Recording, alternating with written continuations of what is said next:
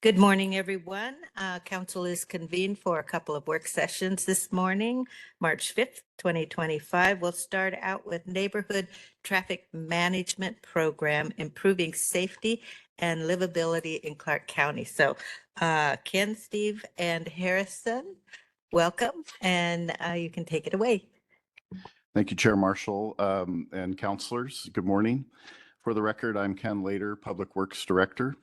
With me today to present on the Neighborhood Traffic Management Program are Steve Gallup, our Transportation Division Manager, and Harrison Husting, our main transportation planner who works in community planning for Jose Alvarez. So I won't say much more than those brief introductions because I don't want to steal any fuel from the presentation. But I do want to thank our transportation staff and past consultants for their efforts on preparing this information for council today. The Neighborhood Traffic Management Program, as I hope you'll see today, is a missing element in our transportation services to our community. We take many customer service calls related to neighborhood roads, and with your support, we'd like to make our responses more meaningful, with long-lasting solutions that can improve the quality of life for our constituents. And with that, I'll turn it over to Steve and Harrison. Harrison's going to start us off. Good morning, Council. For the record, my name is Harrison Husting. And if you want to go to the next slide. For today's agenda, we plan on providing an introduction to the Neighborhood Traffic Management Program, as well as the history and background to the project, then the background of the traffic engineering team and the current tools that are being utilized to address customer service requests and areas of concern, as well as some of these tools' limitations. And then we'll provide an overview of the process framework that is being proposed for a possible neighborhood traffic management program, examples of traffic management tools that could be utilized by the program, the impact that the program would have on staffing, a proposed budget and funding for the program, benefits that a program can provide to the community, and lastly, review the next steps after this work session. Next slide. So throughout this presentation, we will use the acronym NTMP quite often, kind of in lieu of Neighborhood Traffic Management Program, just to make things a little bit easier since it's quite wordy. But the NTMP was a project that county staff pursued at the direction of council as a response to traffic and road safety concerns that have been brought forward over the years by neighborhood associations and county residents. Staff identified that there wasn't current programming in place, and the project looked at developing a systematic approach that could be used to address these issues. It is also important to note that the main focus of this program would be for local neighborhood roads that you would find in residential areas. The primary focus of the County Road Fund has been to make improvements on higher classified roadways like arterials and collectors that handle higher vehicle volumes.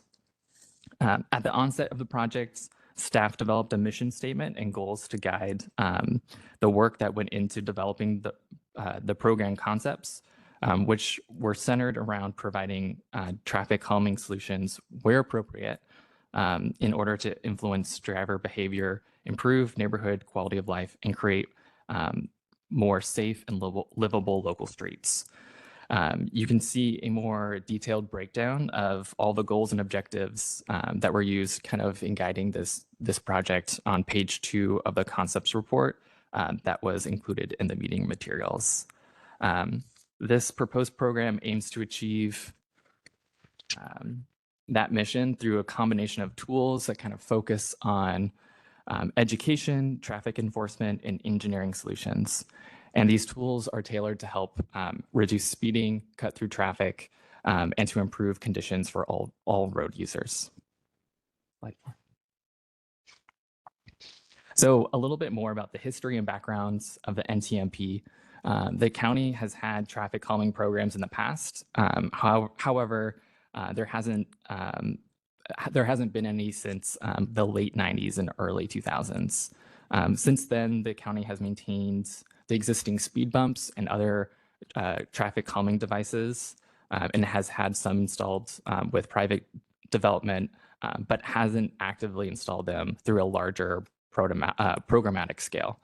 As I mentioned before, the county utilizes its local revenue to mostly leverage state and federal grants to fund transportation projects. However, most of those grants are intended to fund regionally significant roadways, and local neighborhood roads are usually excluded from those grant eligibility. So in 2021 and 2022, council approved this effort as part of community planning's transportation planning's work plan, and a consultant was brought on board to help staff develop 3 proposed conceptual programs. The project team reviewed similar traffic calming programs throughout the state and the Portland-Vancouver metropolitan area and compiled a toolkit of interventions and road treatments that are proven to enhance traffic safety. Throughout the development of these proposed program concepts, it's my understanding that there were multiple touch points along the way with council at the time to receive feedback. And in 2023, the project team brought the 3 concept levels of implementation to council. At the time, council requested the project team to do some further review of the program concepts and come back with a clear recommendation. Since then, the team revised the NTMP to provide 1 recommendation to council to consider for adoption. The concept we are bringing to you now for consideration is the level 2 concept. And you can find the other 2 concepts in Appendix A and B of the concept report that was provided.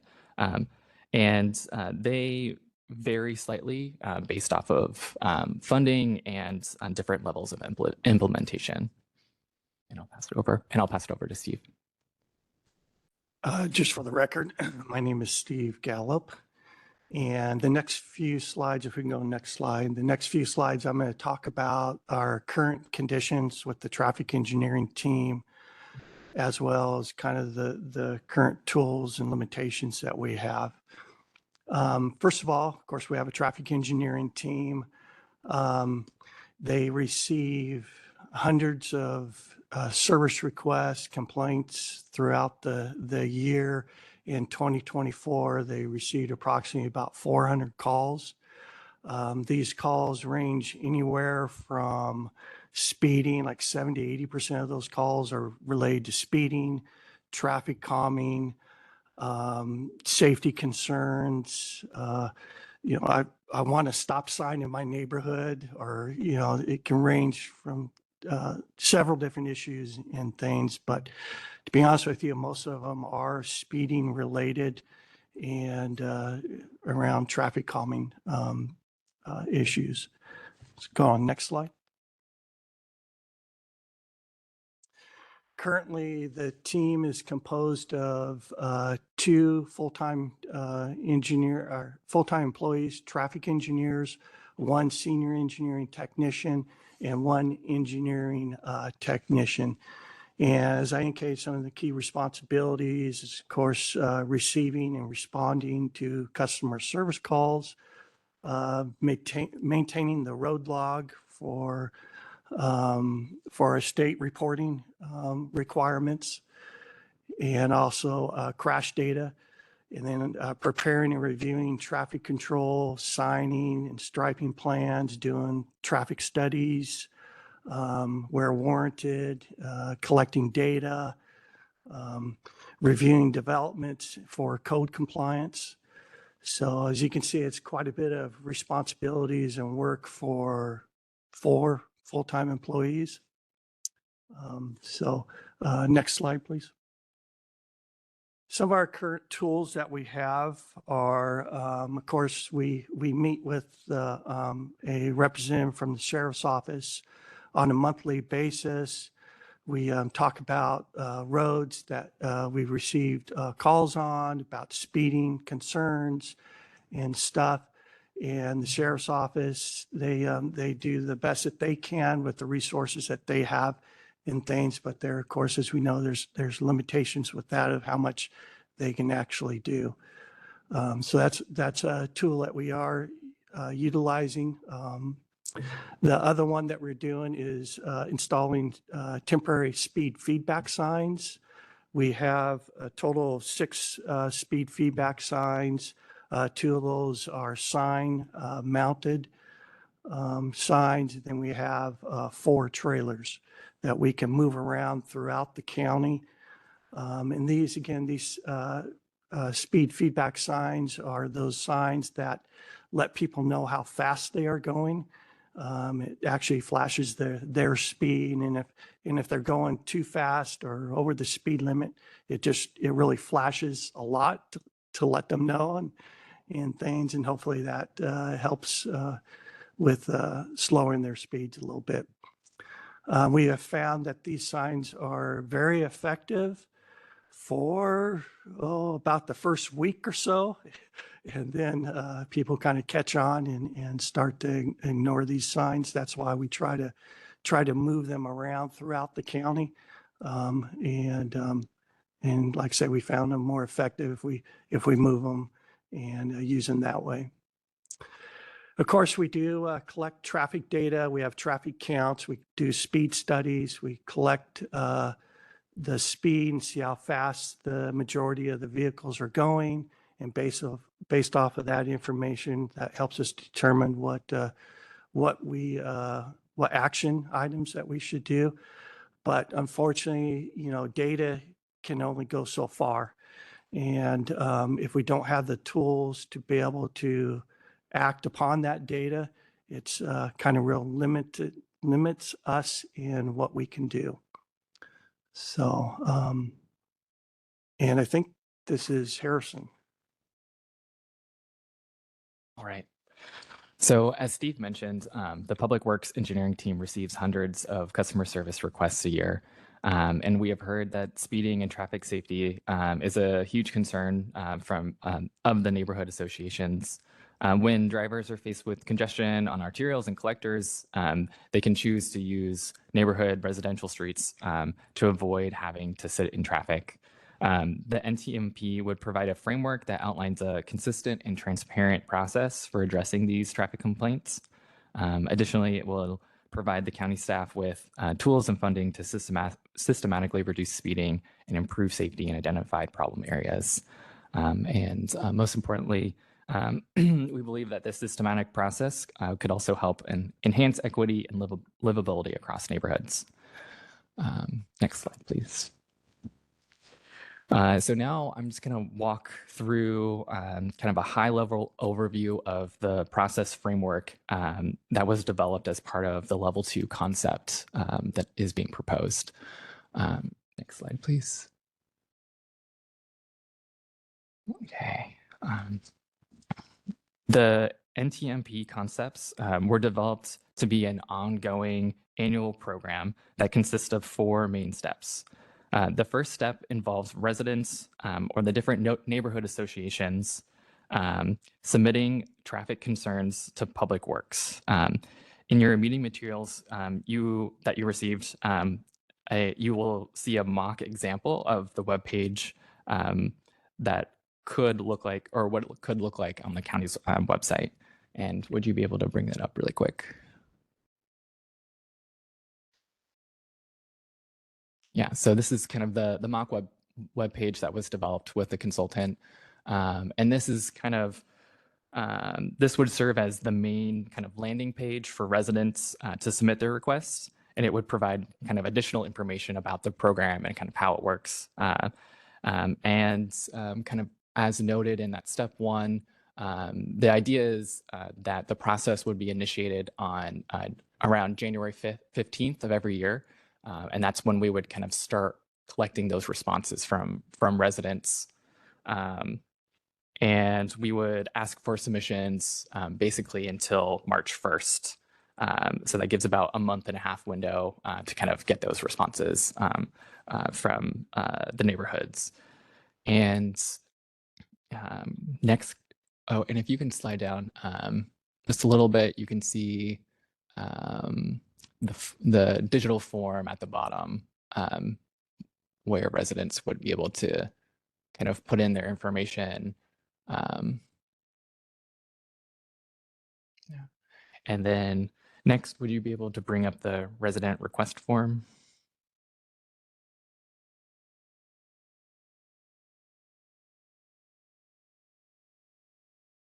So as part of the first step, county staff would do, oh, and this is kind of, sorry, getting ahead of myself, but this is kind of that resident request form that residents would fill out and submit to the county.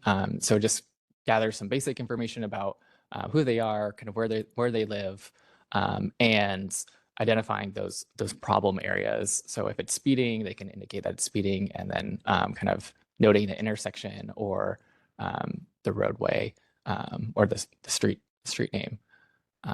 Yeah, and you can see the traffic issues detailed below. And then as part of the first step, county staff would then do an initial desktop assessment of all the resident requests received. They would collect data on the roadways and the existing conditions in those areas of concerns and fill out a project eligibility worksheet, which I believe we also included. And this worksheet kind of just outlines the different data points that would be collected and kind of evaluated.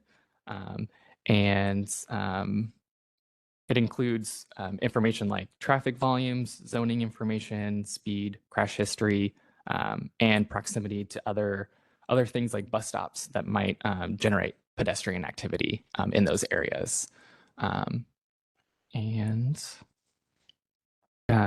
Staff would then use this information and go through the flow chart that is listed on the last page of this worksheet. Let's see, if you can scroll down to the last page. And this kind of outlines that decision tree of how staff would evaluate that data and determine if basically a potential road project in that area would be eligible for this program. And then if you want, you can flip back to the presentation. I think that should be, sorry, we have a lot that we're flipping through. And then if you go up one more slide to slide 10. Okay. So next, county staff would advance to step 2, which would consist of compiling a list of potential tools and strategies to address the concerns of each request that we determined was eligible for the program.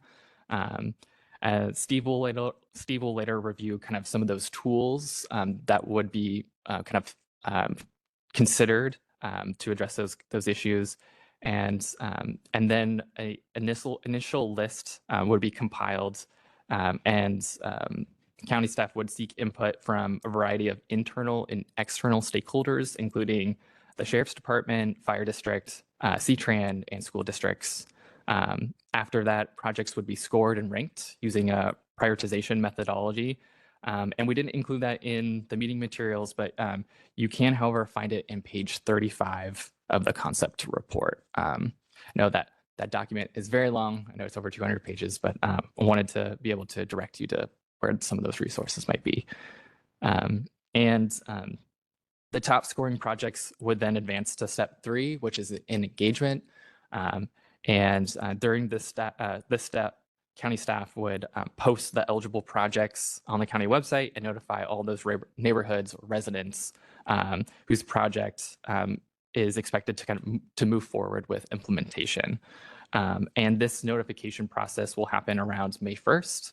And then the last step is implementation.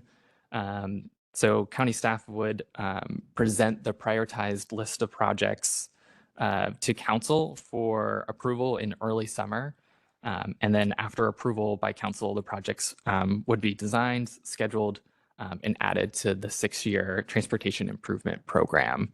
And so just to kind of recap that schedule and how that would look. So the county would open up kind of the process at the beginning of the year, around January 15th. We would receive those requests up until March 1st, collect data, kind of determine which projects are eligible, and rank them by May 1st, and then bring them to council in June. Okay, so I have the next few slides here, and I'm going to try to go through these fairly quickly. What they are is they're just going to show you possible tools or traffic calming measures that we could possibly implement with this program. And just I have photos of some of these measures being used. And of course, may have come across some of these traffic calming measures driving around town and so forth. Like for example, one of them is speed humps and speed bumps. Probably have driven over those plenty of times. So like I said, I'm going to step through these fairly quickly. So the first one is traffic circles. There's an example of a traffic circle on the right there that helps to reduce driver speed. So next slide.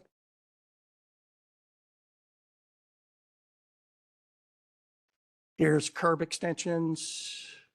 Right there, yeah, there's curb extensions. Of course, the curb comes out to create a narrow effect to provide that side friction to help drivers slow down their speed. Next slide. Same thing here with median islands. It helps provide more friction on each side of the road, help slow down speeds. Next slide.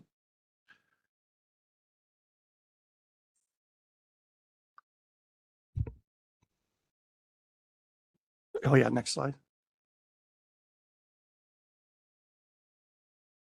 Sarah.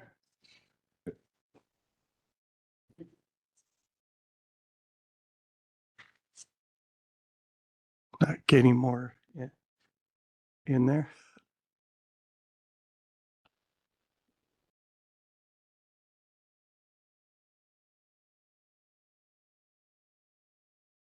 There we go. Yeah. So this is just showing an example of pedestrian refuge island. You've probably seen that a few times. Of course, in the middle of a pedestrian crossing, helps provide a place, a safer place for a pedestrian to stand if there's cars going in that lane there. So next slide. This is the one that a lot of times you see are speed bumps or speed humps in roads to help slow down speeds. Those usually are designed for 25 miles per hour, 20 miles per hour, around there. Next slide. Speed cushions. Difference between speed humps and speed cushions is speed cushions have places where areas where emergency vehicles can actually go through. You can see it's kind of hard to see there, but you kind of see the cutout for tires. For emergency vehicles, they can just go through those without going over the speed humps, help provide better response time. Next slide, please. Raised crosswalks. Seen a lot of those at different places, intersections, mid blocks. But next slide. Signage and striping, the tools that are available to us, optical speed bars. These are bars, as you can see there, kind of tick marks that are in the lane. And as you drive through those, they get closer and closer. So it's kind of makes you think you're driving faster. And so you want to slow down. And then this is over on 88th Street here in Vancouver. And I'll actually talk a little bit more about that later. Next slide. Rectangular rapid flashing beacons is what RRFB is. And what those are is, see them, of course, at pedestrian crossings, they are signs with those rectangular beacons that flash. Pedestrian can push the button and start the flash sequence, and that's a effective tool that helps to provide more compliant or more so that vehicles will stop. Next slide, please. PHB, pedestrian hybrid beacon, are those funny looking signals that another word for them is hawk. They're the ones that have the actual flashing yellow and flashing red to get people to actually stop while pedestrians are crossing the road. And then also there's, of course, an example of marked crosswalks. We've seen a lot of those around. Next slide. Another example of marked crosswalks. Next slide. Then, of course, there's the educational piece of it, campaigns. This is a campaign that we did about work zone safety and, reminding people about the workers and that we're all want to try to get home at the end of the day. So there's different campaigns that we can do. Next slide. And then the last slide here is a picture of a neighborhood signage. It's kind of hard to see, but that is a sign that actually says North Salmon Creek neighborhood area. So there's signage that can provide, let people know this is kind of a neighborhood area and more of a residential local road that you should be driving slower at. Next slide. So the next 4 slides or so, I'm going to actually give some real examples of actual calls that we received and some traffic measures that we've implemented or that we haven't implemented because we don't have the tools and so forth. The first one is an example of Northeast 88th Street between Andreessen Road and 94th Avenue. This is over by near Costco, Home Depot area. It's used as a kind of a cut through road to get from 94 to Andreessen or over to those developments and commercial areas. We have received a lot of calls, speeding concerns, of course, traffic, a lot of traffic. And we actually went out and installed the optical speed bars. And we have found that after we did our after study that actually speeds did reduce by 5 miles per hour. You may think of 5 miles per hour, it doesn't seem a lot, but actually that is a lot, especially if somebody's going 40, 45 miles per hour. 5 miles per hour is a good result. And so we found these to be effective. The neighborhood traffic management program would allow us to use more of this type of tool at different opportunities that may come up. So next slide. Next example is Northeast 124th Avenue between 4th Plain and 76th Street. This is over by near the State Route 503. There's a Fred Meyer over there. This is behind Fred Meyer. But we had, of course, concerns of speeding. This is a road that we do have speed bumps on that's been around for quite a while. And I imagine when this road first went in, probably the issues that came up was, hey, a lot of people are now not wanting to use the state route because of the traffic signals and congestions. Now they're using my road. And so there's a lot of cut through traffic. And so one of the tools that we have is to install these speed bumps to encourage vehicles or drivers to get back on, like the state route 503 in this case, are more of the higher classification road and off of local roads like this. So the speed bumps are an effective tool, of course, of slowing down vehicles too. So, but this is just an example of where we have speed bumps. And again, the neighborhood traffic management program will allow us to use more of this type of tool on different roads throughout the county. Okay, next slide.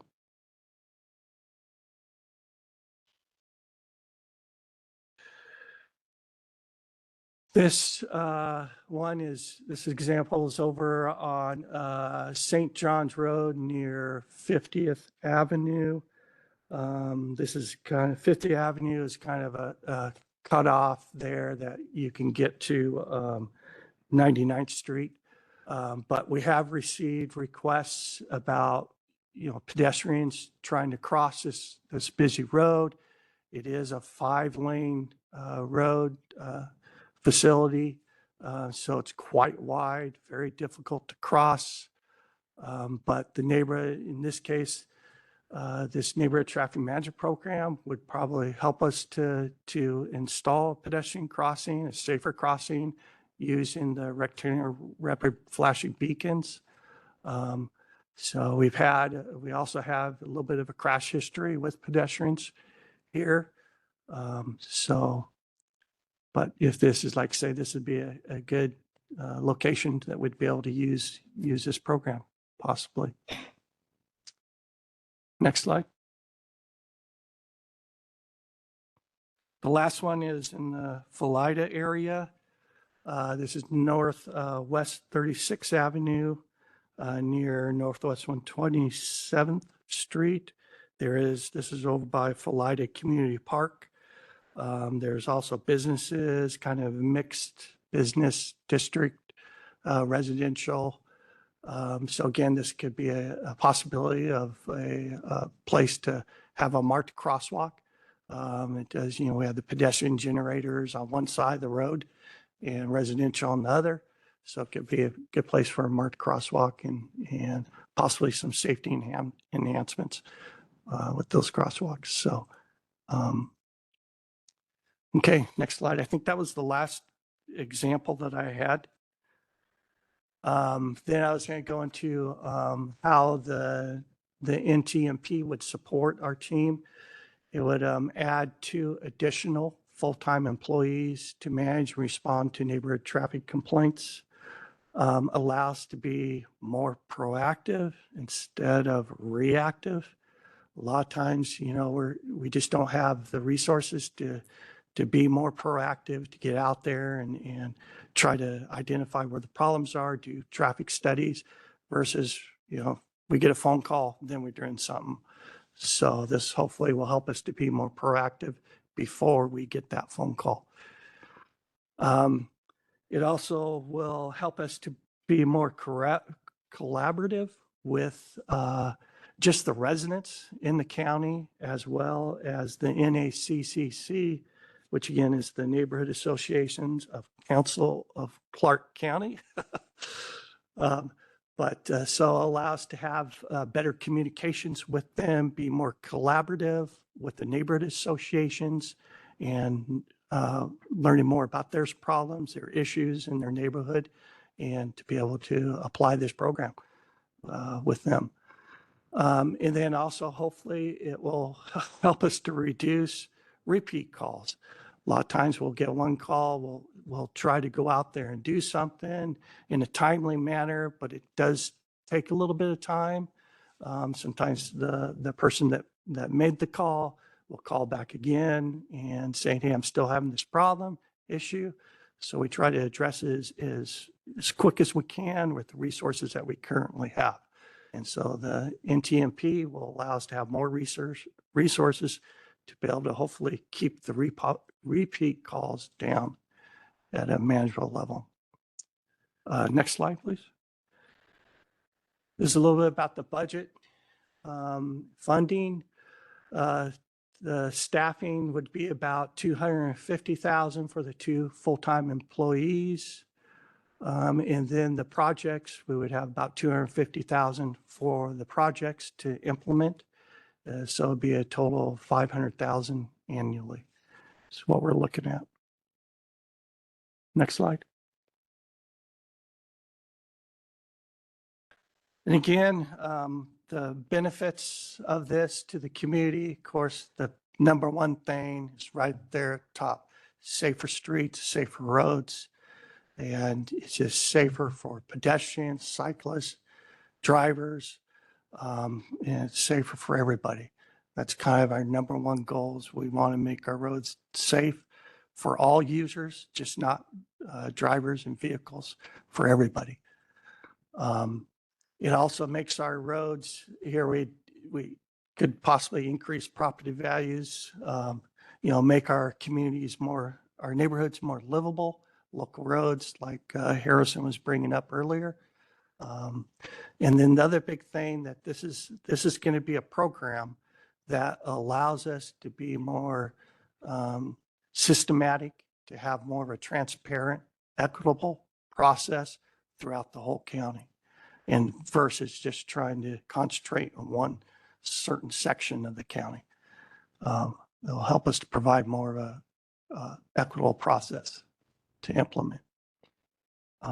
Next slide. These are some of the next steps. Of course, we're here today kind of seeking some of your support and feedback on this. And of course, we're here to answer questions. And then we will present this plan to the DEEB and Planning Commission and try to get some feedback from them also. And then we will come back to council to get your approval, as well as have a public hearing on the matter. And then we will prioritize, once we get the approval, we'll prioritize it in the budget for 2026. So hopefully in 2026, we can start implementing this program and get going on it. So I think that's the last slide, I believe. Yeah. So I think that's kind of wraps up our presentation, and willing to have a discussion about, answer any questions and things. Great. Thank you very much. I've been anticipating this presentation. But first, are there any questions or comments from the council? I think they're thinking a little bit about this. Yes, Councilor Young. Yes, thank you, Chair. Thank you for bringing this forward. Really appreciate this. I think this is something that is desperately needed. You talk enforcement versus environment and enhancement. Enforcement is just like with the the little signs that flash at you and tell you to slow down. Those enforcement measures are very temporary. They don't last. They help, they're effective, but the second you move away, people go back into their old habits. So putting permanent things in that slow traffic and make it safer is incredibly important. So I look forward to this program. The one thing I did not hear, however, is the funding. Will that be coming from the road fund or the general fund? Yeah, thank you, Councilor Young. Great question. And we'll have more information about that during, the information that we bring for the public hearing. But this is absolutely road fund dollars, just where we haven't been focusing on the local neighborhoods with those dollars. Okay, great. I appreciate that. And then just the last thing that I would say is, I literally just went to a neighborhood meeting last week where the neighbors were talking about neighborhood traffic problems that they're having. And, they mentioned some projects that the city had actually done where it had kind of achieved the goal, they feel, but they didn't overall like the outcome. So they were complaining because they had speed bumps or speed humps, and how you drive over those even at 20 miles an hour, and it's like it's wear and tear on your car. And I live on Columbia Street, and we got speed tables, and I have been very intrigued by those things because they have really slowed down traffic on Columbia, but they also they're not crazy to your car. Like if you go 25, if you go 30, you feel it big time. But if you go 20, like you should, you really, it's not bothersome. It doesn't feel like you're damaging the suspension on your car when you go over them. So I didn't hear that mentioned as an option. I heard speed bumps, speed humps, speed cushions, everything. But I want to make sure that that's something that we're looking at. I assume that you're well aware of those, but they have proven very effective in my neighborhood. And And then just the last thing that I would say is, we kind of went through your prioritization process a little bit. And for me, I know that, traffic engineering is a science, but it's also it's human behavior, and you can never quite predict that.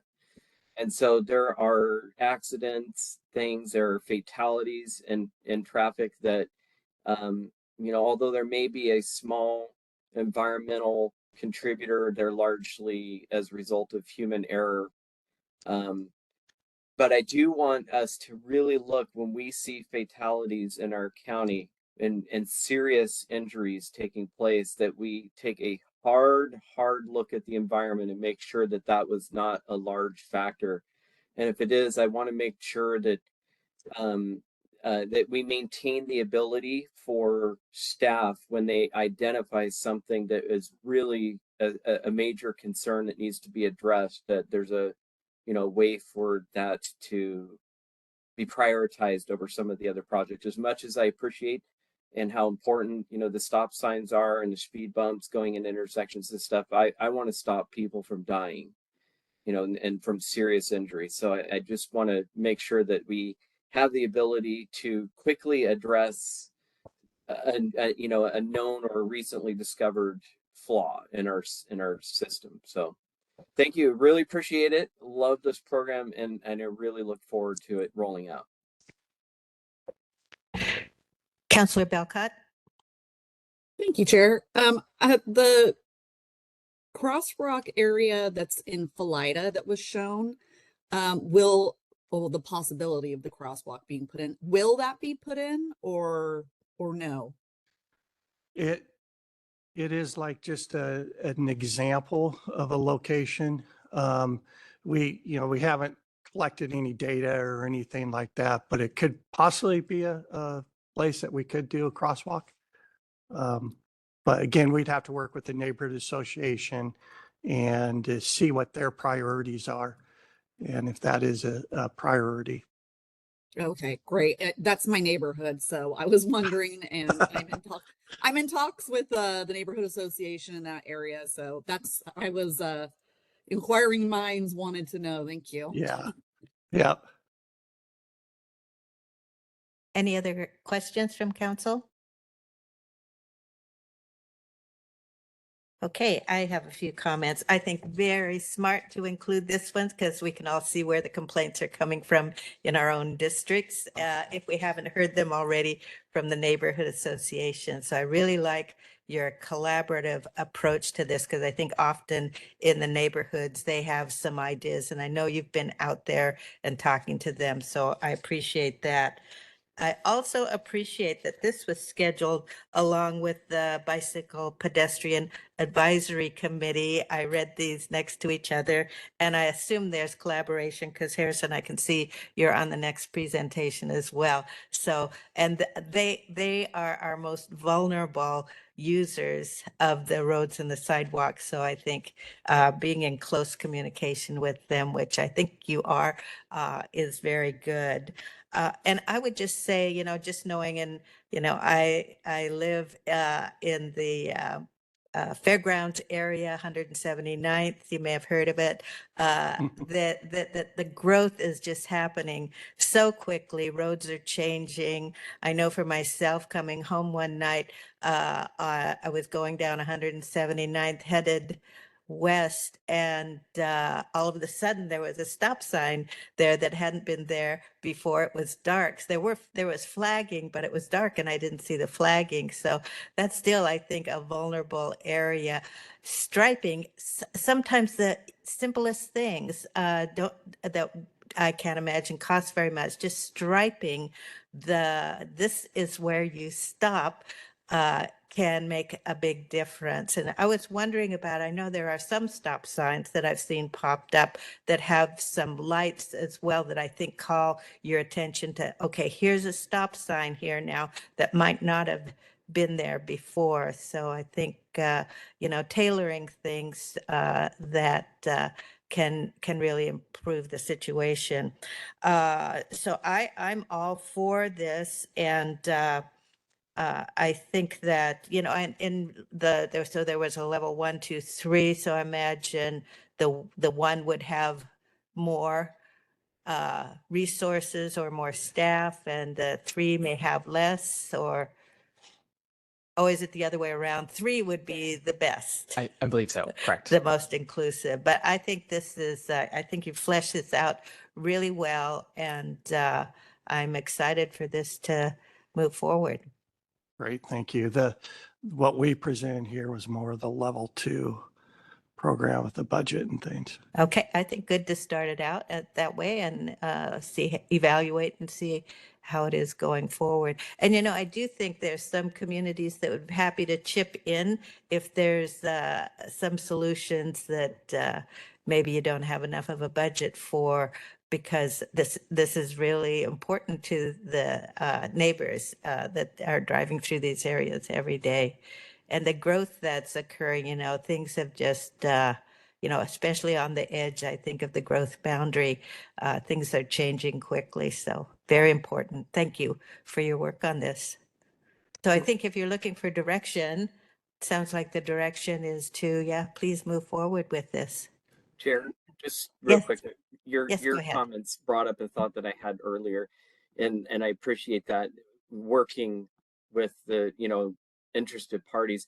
And I would say specifically schools, you know, go to all the schools and find out where their vulnerable spots are. See if we can work with them. And I can imagine that we could find grants. The school district might be able to help us work to find grants, and maybe they could perhaps contribute to the funding in certain circumstances. I don't know, but I think schools are a really good place to start. Councillor Young, thank you for that comment. I do want to mention that one of the areas where we do have quite a bit of access to grants is with safe routes to schools, or areas that are related to school safety and you know, children that are pedestrians in those areas. So and this focus really is more towards those neighborhood traffic areas that would be away from them, where we don't have grant opportunities, but we do continue to regularly look at school safety and programs that we can do to help in those areas. Thank you. Great, thank you. Okay, thank you very much. Thank you, Council. Thank you, appreciate it.